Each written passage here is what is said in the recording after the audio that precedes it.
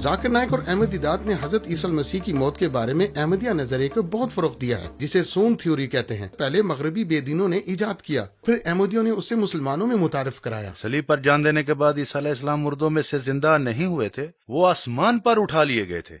17ویں صدی کے اواخر اور 18ویں صدی کے آغاز میں یہ ایک مقبول نظریہ تھا، پھر بھی یہ زیادہ عرصے تک قائم نہ رہا۔ اس کی بنیادی وجہ یہ تھی کہ ایک شخص بنام ڈیوڈ سٹراس، جو کہ خود بھی خدا کو ماننے والا نہیں تھا، اس نے کہا کہ اگر عیسی المسیح واقعی مصلوبیت کے بعد زندہ ہو گئے تھے تو پھر شاگرد اس طرح کا رد عمل ظاہر نہ کرتے جو انہوں نے کیا۔ دیکھیں کہ حضرت عیسی مسیح کی مصلوبیت کے بعد شاگرد کلی طور پر بدل گئے اور وہ زندہ خدا کی منادی کرنے ہر طرف چل دیے۔ 100 سال پہلے مرزا غلام احمد، جو اسلام کے فرقے احمدیہ کے بانی ہیں، انہوں نے اسلامی دنیا میں وینٹورینی سون تھیوری کو متعارف کرایا۔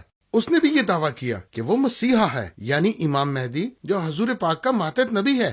دیدات نے اس احمدی سون تھیوری کا جنوبی افریقہ میں پرچار کیا، مگر چند قابل ذکر سنی قائدین اور ناشرین نے دیدات کے ان طریقوں اور سیون تھیوری کی مخالفت کی، جو کہ ایک غیر مسلم احمدی نظریہ ہے۔ جنوبی افریقہ میں مسلمانوں کے درمیان دیدات نے اپنا یقین اور اعتماد کھو دیا، اور بعد میں اس کے شاگرد ذاکر نائک نے دیدات کے نظریات کو پھر سے بحال کیا۔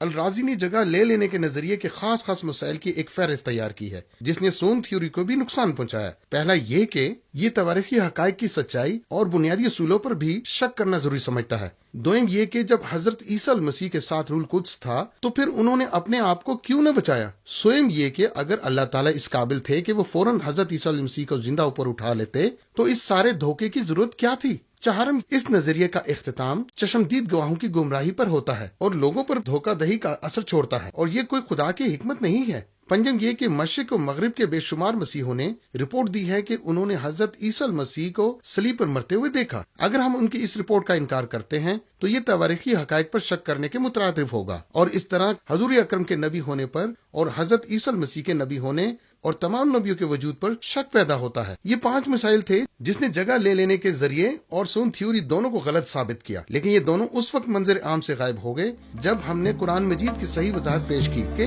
حضرت عیسی المسیح کو یہودیوں نے نہیں بلکہ رومیوں نے مصلوب کیا تھا۔